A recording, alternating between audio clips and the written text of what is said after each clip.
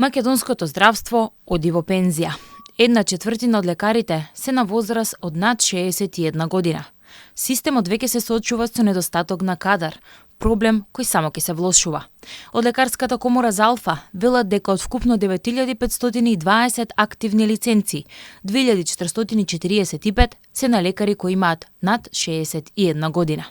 Лекарите кои ги исполнуваат условите за остварување на правото на старосна пензија може да продолжат да работат доколку имаат лиценца за работа, со регулирање на нивниот ангажман во здравствената установа. Велат Залфа од Лекарската комора.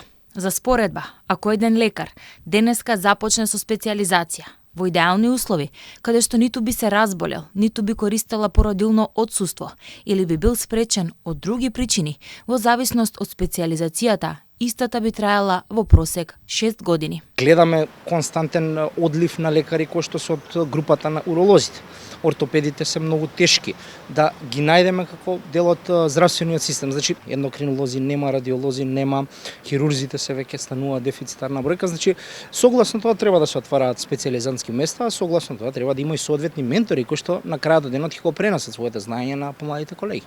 Ситуацијата не е подобра и кога станува збор за медицинските сестри, техничари и останат медицински персонал. Ние имаме ситуација на нарушено достоинство комплетно во болниците и по основ на неплатени, непризнаени, непрепознаени по компетенции и по све. Значи, едноставно незадоволни од статусот, од општествениот статус. Масовно сега заминуваат во пензија бидејќи беа нели со еден времен закон за време на ковидот, беше забрането да се заминува во пензија и сега сите кои што ги остварија оваквото можностите за пензионирање, оваа година преку 80 медицински сестри се пензионираа.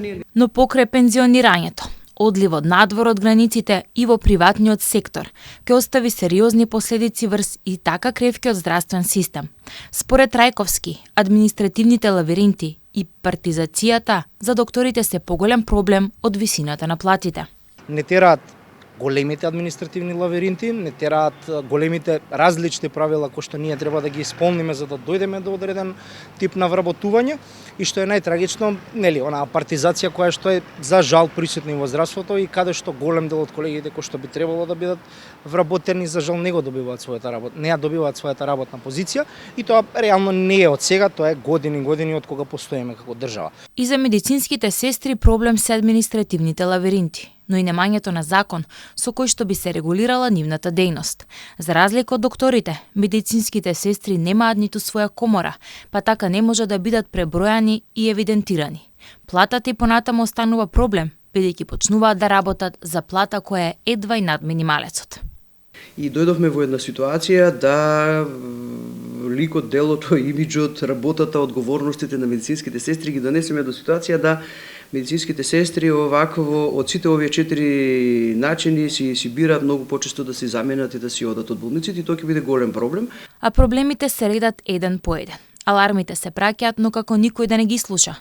Во изминативе 6 години се смениат 4 министри за здравство од 3 различни партии, а не се направи ниту една национална стратегија која ќе ги реши горливите проблеми во здравствениот систем.